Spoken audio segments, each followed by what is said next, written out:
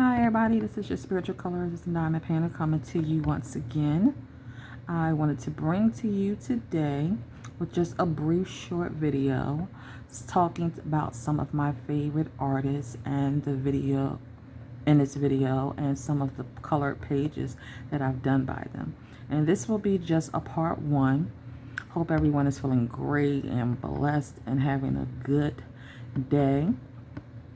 So I wanted to talk about, as I said, some of my favorite artists. And one of the artists that I really first love, because I usually go with the artists that I'm drawn to by the type of art that they do, what type of pictures that they have that is best for coloring and with markers or Prisma pencils. Mostly you can use your pencils in any type of pictures, but as I'm learning as a beginner, you want to use different colors and different pencils that are going to fit the type of pictures that you're doing, because different artwork has different themes, whether it's portraits, whether it's nature. And instead of just going along with the trends, I usually look at artists that have books or something that my spirit is drawn to at the time. And Carson is one of those artists that I was really drawn to because I'm drawn to nature. And her books are not just naturey, but they're also fun. And I like the way she features animals and people along with nature in her books.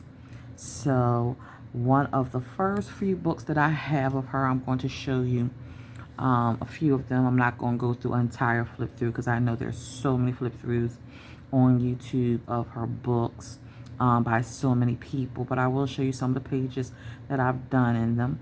And I'm going to show you first the names of the books that I have. And the first one is Summer Nights. Then I have Jewelry Box. I have Spirit Animal. And of course, Midnight Masquerade. We always save the best for last. And I like Johanna Carson, like I said, because she does so many fun pictures and naturey pictures in her book. And this is one of the first pictures I have done in this book of Summer Nights. And I like drawing flowers, as you can see.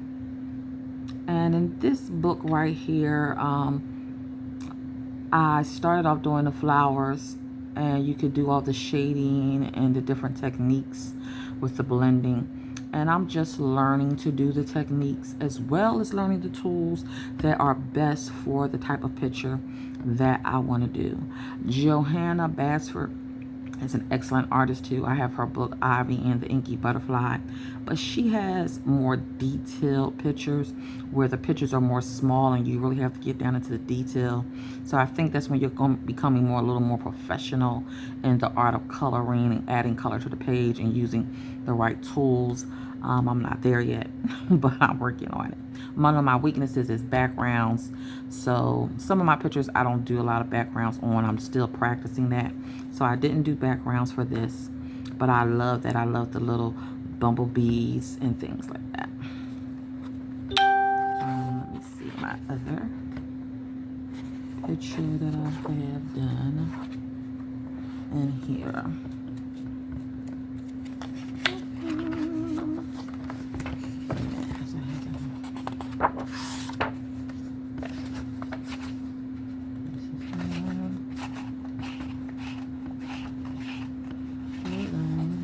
Sorry about that.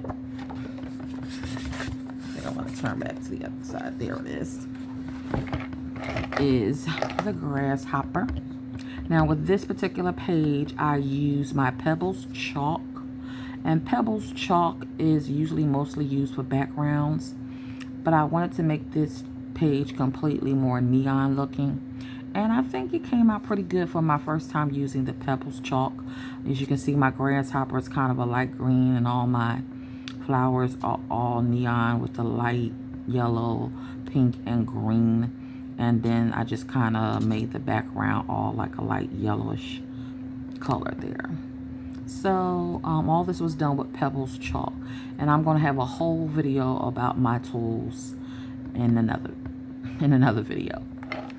And the other picture I did in this book was this one. I love this one. This is my favorite picture. It reminds me of a secret garden door and all the little flowers around, and I use the Pebbles chalk for the background. And the door, I use mostly General's pastel pencils and Prisma pencil. And I did a little bit of the gel pens around the side of the door. That's one of the things as a beginner, and when you're learning to be creative, is learning to use more than just one type of pencil in one picture. And that's something that I'm catching on to as I go along. And I always say I'm a beginner because I've always loved coloring. I've been coloring for years, but when it comes to being professional at coloring, yeah, that's a whole nother level. As they say, it's levels in this stuff, honey. It's levels to this. So, yes. Let me see. Yeah. Those are the only ones I've done in there. And I think I did the beginning part of that. I don't really like that. I tried doing that with my gel pens. It was the first time using my gel pens in there. And see, I got a little mark right there, so I don't really like the way that came out, but yeah. The next one is my jewelry box book. And Hannah Carson does a lot of fun pictures. And this was the first time I used my gel pens from Soul Color. I think it's Soul Color gel pens. But I really like the gel pens, the way they turned out with the hair and around the little headdress on her head.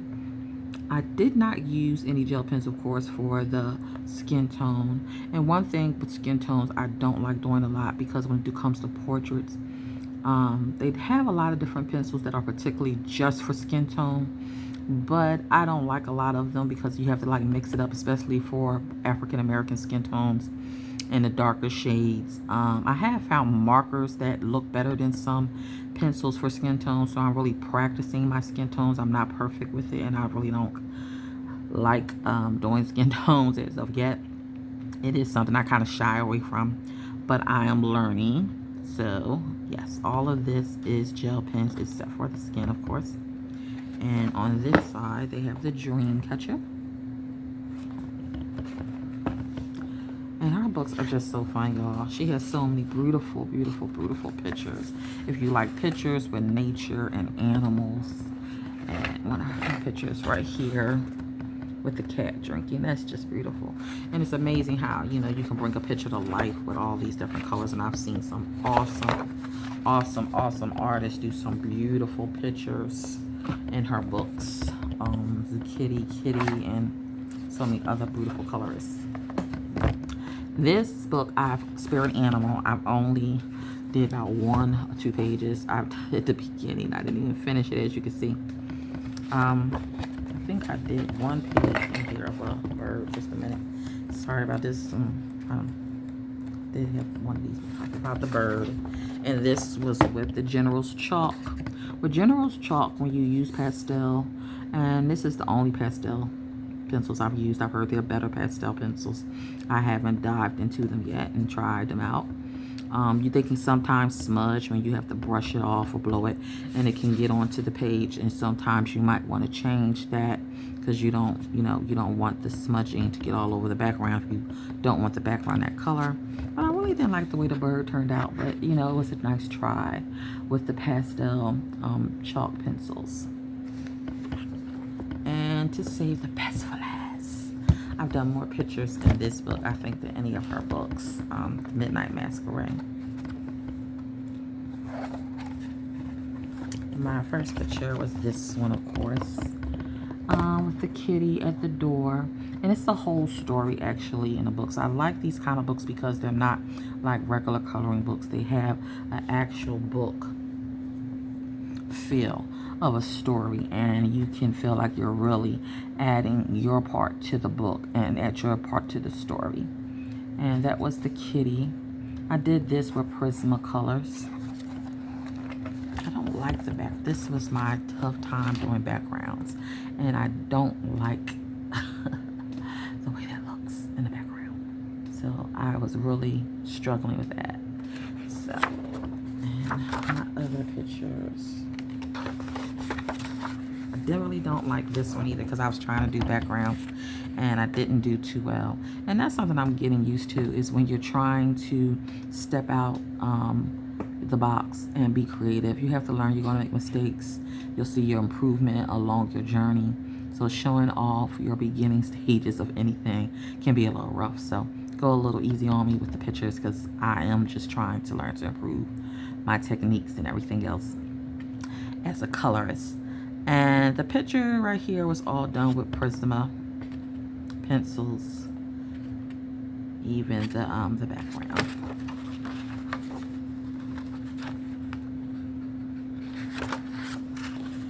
Didn't do the background of this one, but I do like that when she's on the swing with the little, and I tried my gel pens with this. All this was done with the gel pens, and I did the face again with some Prisma pencils, using more of a light texture, light brown. And also that was done with the gel pens. And this is my whip, so I never got finished that one. But these pictures are beautiful, and my favorite one in the back is the flowers that I did,